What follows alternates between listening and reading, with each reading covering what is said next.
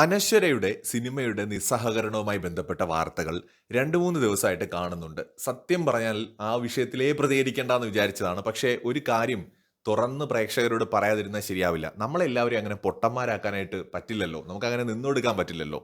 അതായത് അനശ്വര നിസ്സഹകരണം കാണിക്കുന്നു എന്ന് പറഞ്ഞിട്ട് സിനിമയുടെ സംവിധായകൻ വരുന്നു ആദ്യം. അപ്പോൾ അതിന് ശേഷം ഭയങ്കരമായിട്ട് വീഡിയോകൾ വരുന്നു, വാർത്തകൾ വരുന്നു, ഒരുപാട് പ്രതികരണങ്ങൾ വരുന്നു. അങ്ങനെ 4 ആള് ഇങ്ങനൊരു സിനിമയുണ്ടെന്ന് അറിയുകയാണ്. അങ്ങനെ എല്ലാവരും കാത്തിരിക്കുകയാണ് അനശ്വരയുടെ പ്രതികരണം എന്താ ഇപ്പൊ വരും എന്ന് പറഞ്ഞിട്ട്. ഒടുവിൽ എല്ലാവരെയും ഞെട്ടിച്ചുകൊണ്ട് അനശ്വരയുടെ മാസ് പ്രതികരണം വന്നിരിക്കുന്നു. അത് ഭയങ്കരമായിട്ട് ചർച്ചയായി. തുരുതുരുതുരാ വീഡിയോകൾ വരുന്നു, റിയാക്ഷൻസ് വരുന്നു, ഭയങ്കരമായ ചർച്ച. എവിടെയും അനശ്വരയ്ക്ക് ഭയങ്കരമായ സപ്പോർട്ട്, എന്താണെന്നറിയാത്തത്ര സപ്പോർട്ട്. എന്നാൽ അല്പം കഴിഞ്ഞപ്പോൾ അടുത്ത ആൾ വന്നിരിക്കുന്നു. ആരാണ്? നമ്മുടെ സിനിമയുടെ പ്രൊഡ്യൂസർ, സംവിധായകൻ ദീപു കരുണാകരന്റെ പ്രസ്താവനയെ അപ്പാടെ തള്ളിക്കൊണ്ട് താൻ അനശ്വരയ്ക്കൊപ്പമാണ് എന്ന നിലപാടും പറഞ്ഞുകൊണ്ടാണ് പ്രൊഡ്യൂസർ വരുന്നത്. പ്രൊഡ്യൂസർ പ്രകാശ് ഗോപാലൻ പറയുന്നത് അനശ്വര സിനിമയോട് നിസ്സഹകരണം കാണിച്ചിട്ടില്ല എന്നാണ്. സിനിമ റിലീസ് ചെയ്യാൻ പോകുന്നതേ ഉള്ളൂ എന്നും ചിത്രീകരണ സമയത്ത് പോലും നടിയുടെ ഭാഗത്തു നിന്ന് നിസ്സഹകരണം ഉണ്ടായിട്ടില്ല എന്നുമാണ് അദ്ദേഹം പറയുന്നത്. അപ്പോൾ ഇതിനകത്തൊരു വലിയ രഹസ്യമുണ്ട്. അതായത് ഇവർ ഈ നിസ്സഹകരണം ഉണ്ടായി എന്നും പറഞ്ഞുകൊണ്ട് വരുന്നത് തന്നെയാണ് ഇവരുടെ പ്രൊമോഷൻ ടെക്നിക്ക്.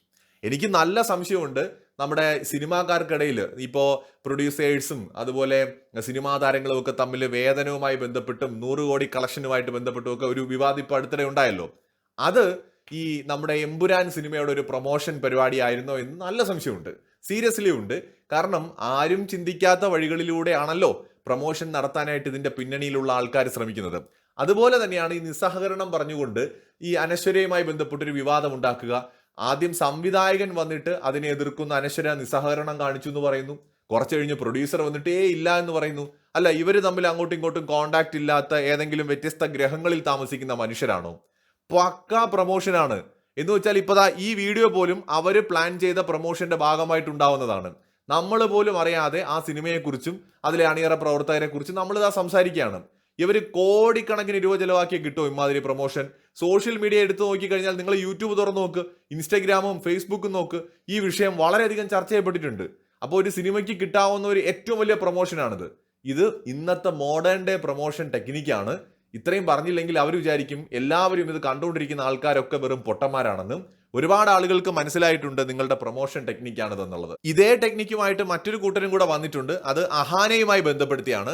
അഹാന സഹകരിക്കുന്നില്ല എന്നും പറഞ്ഞുകൊണ്ടാണ് ഒരു കൂട്ടർ വന്നിരിക്കുന്നത്. അപ്പോൾ ഇവരുടെയൊക്കെ ഉദ്ദേശം എന്ന് പറയുന്നത് എങ്ങനെ ചിലവ് ചുരുക്കി പ്രൊമോഷൻ ഉണ്ടാക്കാം. പ്രൊമോഷൻ ഉണ്ടാക്കാനുള്ള എളുപ്പം എന്താണ്?